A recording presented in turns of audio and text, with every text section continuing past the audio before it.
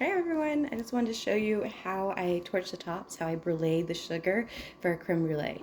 So I have my creme brulees and I just did them in some foil pans.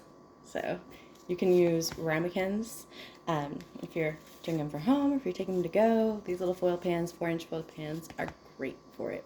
So I'm just going to take a regular spoon. This is a tablespoon, about a tablespoon size. I'm going to take some sugar.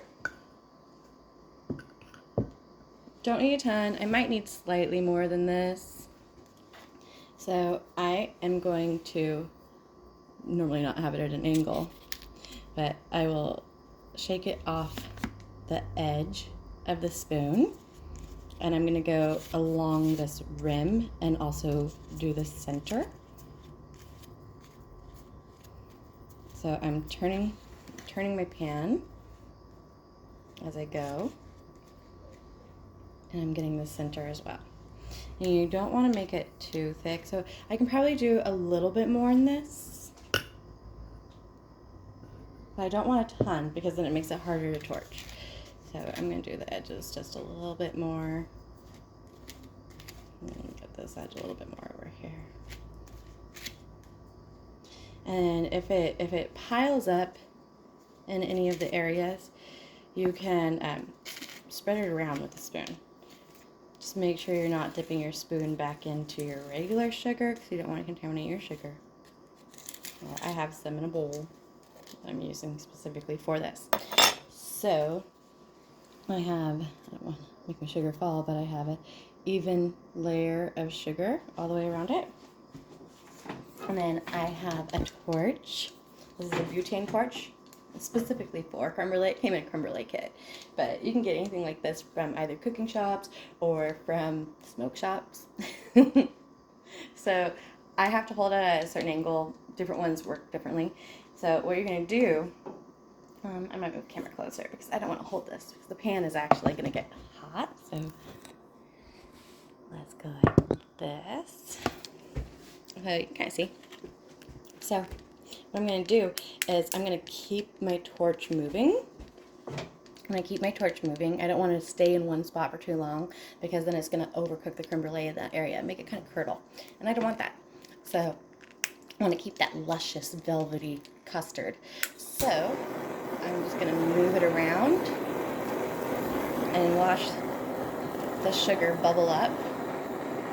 And I'll need to hit some of the spots more than once to get to finish melting. Some people like a darker sugar top. Some people like a lighter.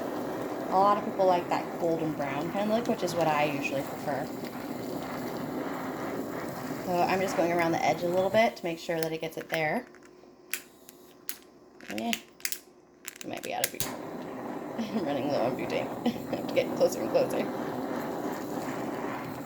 So that's pretty good. I got it all nice and bubbly. I'm going to hold it from the bottom. I don't want to tilt too much. So that's what the color is looking like. Now, if you do get it a little bit too dark in one area, that's okay. You can either leave it like that. Some people like that. A lot of people like that. It's expected of creme brulee. Or you can pick up the pan from the bottom of it, not the edges, because the edges are going to be very hot. You just hit them with fire. Hold it from the bottom, and you can swirl it around and move that dark spot around so that it becomes a more thin layer and it's not just a concentrated burnt spot. And it makes it taste better and it looks better for appearance too. So that's how you brulee a creme brulee top. I'm gonna do it one more time. I'm gonna brulee the sugar. That's what it's called, brulee, creme brulee. So actually I'm gonna fill this up really quick. And I'm not gonna let that hot spot touch my wooden counter.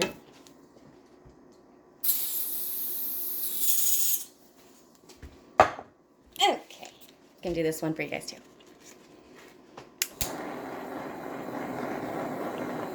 So it's just beating up.